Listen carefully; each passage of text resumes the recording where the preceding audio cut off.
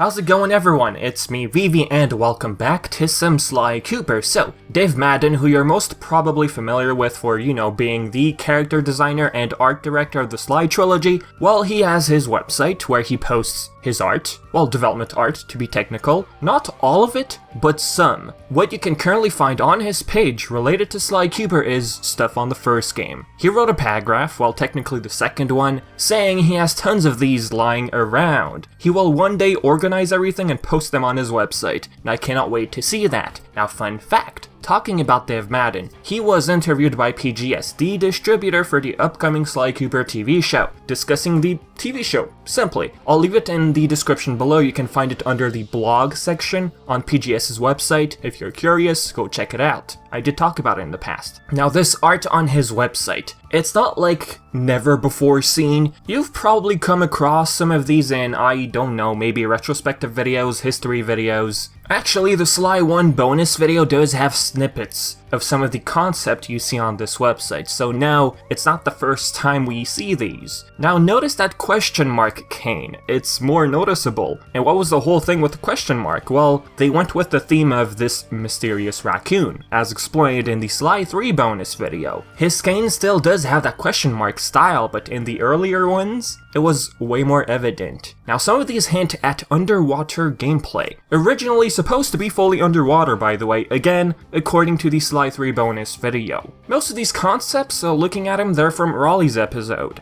One cool thing I noticed, well, two. The first one is Inspector Chase Montoya Fox. I don't recall going over this type of information. Chase? I think it's the first time I hear that name. The same probably doesn't apply for you. Maybe you've seen it somewhere. Her model is very close to the one we got from the Sly Cooper Gem Pack 2002 demo. You can find the footage over on Sly Cooper Reload Coded's channel. And seriously, looking at the before and after, the after design is much better. Now, one thing out of all this still remains a mystery.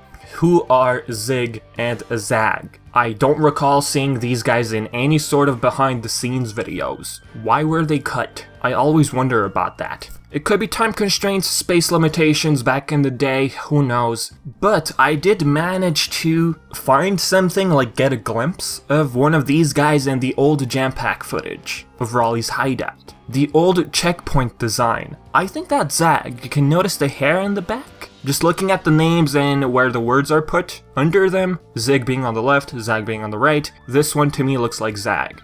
I got a small theory. It probably sucks.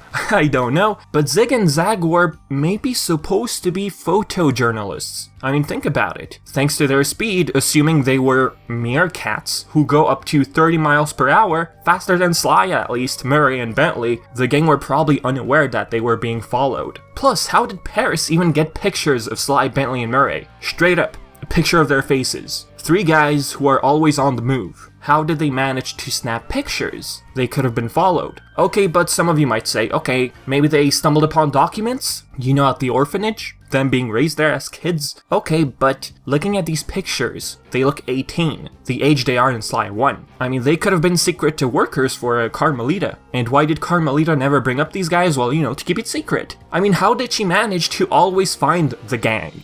Okay, later on in the series, you could argue, sure, she found the gang due to her hunches? Being used to running after Sly? The more you get used to something, the more you feel like something's about to happen. Now, looking back at this part of the bonus video of Sly 1, one of the concepts, if you stop it here, that one looks like Zig. I understand it was supposed to be Sly, but then they probably decided to translate that model into someone else, who unfortunately got cut. But really, these two guys could have been people working on their own, completely independent, trying to make money somehow by snapping pictures of these guys. Writing stories online, posting pictures, writing articles. But I don't know, that's just this idea I had in mind. So you can go on ahead and check out the concepts Dave Madan posted on his website. You can find a bunch of sketches with pencils, like actual scans, like the original stuff. Very interesting. Also, in the comment section below, below. Tell me, what do you think Zag and Zig, well, their role was supposed to be like in Sly Cooper? Do you believe they were only supposed to be present in Sly 1? Or do you believe the team's original intent was to have them return in sequels? Anywho guys, I've said enough for this video, so leave everything in the comment section below, and as always, I've been Vivi and thank you so much for watching.